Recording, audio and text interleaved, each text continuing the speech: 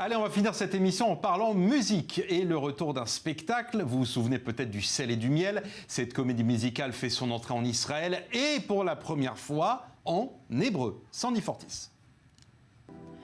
20 ans après ses débuts sur les planches parisiennes et un passage en Israël pour sa version anglaise, Le Sel et le Miel est de retour. Cette fois, elle sera jouée en hébreu pour le public israélien. La comédie musicale raconte l'histoire du peuple juif, de l'étoile jaune à l'étoile bleue, des différentes persécutions vécues depuis Nabuchodonosor, mais notamment la Shoah, jusqu'à l'arrivée en terre d'Israël. Une histoire qui, selon les artistes qui se produiront sur scène, ne peut que toucher le public local. Je viens d'une famille qui a vécu la Shoah, donc c'est très émouvant de faire partie de ce projet qui raconte cette histoire. C'est un sujet dont on ne parle plus beaucoup, il faut le faire revivre. Il faut en reparler de temps en temps, au moins dans notre pays, parce que c'est un point de repère de notre histoire. Rappeler un peu au peuple d'Israël qu'on a de la chance d'être ici aujourd'hui. Exactement. Pour moi, c'est comme compléter un maillon de la chaîne. J'étais soldat pendant l'opération Bordure Protectrice, et là, avec ce spectacle, je me sens un peu comme un messager.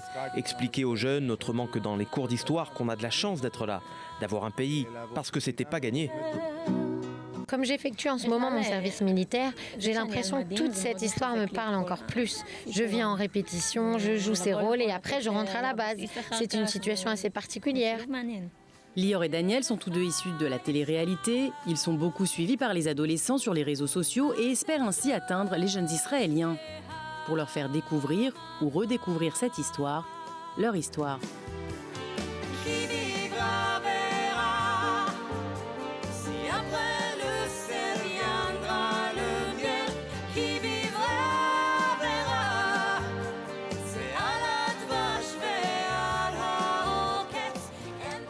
Et le créateur du Sel et du Miel est avec nous en direct. Bonsoir Bernard Bitan. Bonsoir, co-créateur avec Laurent Bentata. On doit à César ce qui appartient à César. Quel plaisir de vous avoir avec nous ce soir sur les 24 News parce que le Sel et le Miel, c'est une histoire magnifique. Il y a presque un quart de siècle d'ancienneté. Tout a commencé dans une colonie de vacances. C'est incroyable. Les hasards, pas les hasards de la vie, oui, c'est stupéfiant. Enfin, stupéfiant, n'exagérons rien. Oui, ça a commencé qu'avec des amateurs. On devait jouer une fois au Théâtre Trévise, même pas, dans un centre communautaire.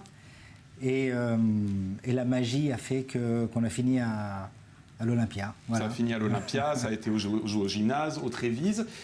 Ça a traversé la France. C'est même venu une fois en Israël en anglais. Et là, 24 ans après, ça vient en Israël en hébreu. Est-ce que pour vous, c'est un accomplissement personnel et professionnel de voir cette histoire juive que vous racontez se jouer enfin en hébreu et en Israël ? Ça paraît naturel de le dire aujourd'hui que nous allons raconter l'histoire du peuple juif aux Israéliens. C'est l'inverse en réalité qui nous motive, c'est de se dire aujourd'hui voilà, j'ai fait mon Aliyah, je suis aujourd'hui israélien, franco-israélien, israélo-français, reconnu en tant qu'artiste, maintenant en Israël, et de se dire que nous maintenant, les Israéliens, nous allons raconter notre histoire au monde, puisqu'on veut le raconter d'abord chez nous en Israël, comme de la même façon qu'on se raconte tous les ans la Haggadah, ou on déroule les rouleaux de la Torah, ou l'histoire d'Esther, eh bien, il est bon de se rappeler notre histoire. Et le Sel et le Miel racontent l'histoire du peuple juif de l'étoile jaune à l'étoile bleue, justement. Voilà. Ce qu'il faut dire, c'est que 99,9% du casting est israélien. Ce sont des interprètes israéliens, ce sont des comédiens israéliens. Comment eux voient leur histoire écrite par un Français ? Vous faites bien de dire 99,9 parce qu'il y a un Français qui s'appelle Marco Gaon. Vous avez vu, j'ai dit la nuance. Bravo. Qui était dans la première distribution. Qui était animateur dans la colonie de vacances et qui a tout traversé les gymnases, les Olympias, les opéras de Genève, etc. Et qui se retrouve maintenant sur scène avec le cast israélien. Et comment ces Israéliens voient la façon dont vous racontez cette histoire ? Au départ, quand j'ai présenté mon projet aux Israéliens, on m'a pris pour un naïf. On me dit attends, on la connaît notre histoire, c'est ce qu'on nous raconte tout le temps, les tekes qu'on nous fait. À moi de leur répondre qu'ils sont naïfs de me prendre pour un naïf. Et qu'au contraire, notre histoire est extraordinaire. Le sionisme est la plus grande success story.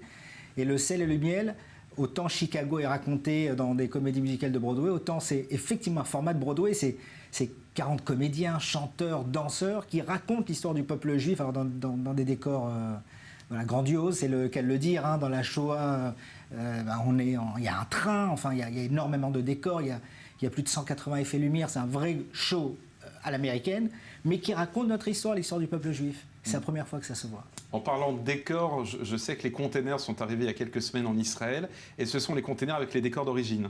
Oui, alors ils ont été quand même bien améliorés. Ouais. Et surtout qu'ils ont quelques années d'ancienneté. J'imagine l'émotion qui a été la vôtre lorsque vous avez ouvert les malles, qui n'ont pas été ouverts depuis quelques années. Ah oui, ça a été incroyable. Alors ça a été très bien conservé. On a un scénographe extraordinaire qui est Gad Ben Simon, qui a revisité les décors et toute la scénographie avec aujourd'hui des projections, des effets spéciaux. Voilà, c'est quand même beaucoup plus spectaculaire que ça ne l'était en 2005, la dernière à l'Olympia, quand ça s'est joué avec l'ensemble du cast. Alors, quand on fait une adaptation en hébreu, on choisit de changer le titre. Le ciel et le miel est devenu Aladvash vers la Hoketz. Oui, ça n'est pas une traduction exacte, mais c'est une allusion. C'est-à-dire qu'on a encore fait évoluer le titre. Aladvash vers la Hoketz, c'est les premières paroles d'une très célèbre chanson de Naomi Shemer, Al-Kolele. Là aussi, c'est un symbole qui correspond plus aux Israéliens. Aussi, et c'est vrai que dans Le sel et le miel, on a pris le parti pris de prendre des chansons qui sont très connues, qui font partie du patrimoine culturel israélien, pour que nous ayons des codes sonores, comme il y a Alléluia aussi à la fin. Alléluia, c'est une histoire très drôle. C'est quand j'ai présenté aux Israéliens, j'ai dit à la fin, vous savez, il y a Alléluia, Alléluia, machin. C'est la chanson avec laquelle Israël a gagné l'Eurovision avec Galiatari en 79. Exactement, on dit mais n'importe quoi, c'est complètement kitsch. J'ai dit mais non, c'est au contraire, c'est cultissime, Alléluia. Et quand Alléluia a été prise pour les 70 ans d'Israël, la personne qui m'a dit tu trompe complètement. Là, vous leur avez dit, voilà, je suis à la mode, j'ai eu raison de la remettre sur la table. Tu vois, je dis, tu vois, c'est à la four, comme on dit. Non, effectivement. Et il y a des chansons originales qui ont très bien marché en France, qui passaient sur toutes les radios en France, comme Qui vivra verra, qui a été un tube en son temps, et qui a été revisité et rechanté par Eyar Steinman et un autre chanteur, un autre garçon, qui est surtout comédien, mais chanteur avant tout, qui s'appelle Tzachi Halevi. Alors justement, Tzachi Halevi, on va parler 2 minutes de lui, parce que c'est une véritable star en Israël, star de séries télé, star de Fauda, et on l'a vu dans le clip, et on va le revoir là en fin d'émission. Comment vous avez réussi à le récupérer dans Le sel et le miel? D'abord, on a une histoire personnelle avec Tzachi Halevi, mais je cherchais vraiment cette voix-là, et cette voix-là, il se trouve que c'est ce garçon qu'il avait. On a un directeur musical qui est, pour ainsi dire, le meilleur d'Israël, le numéro 1, qui s'appelle Göran Linenberg, et qui nous donne énormément de crédibilité au projet.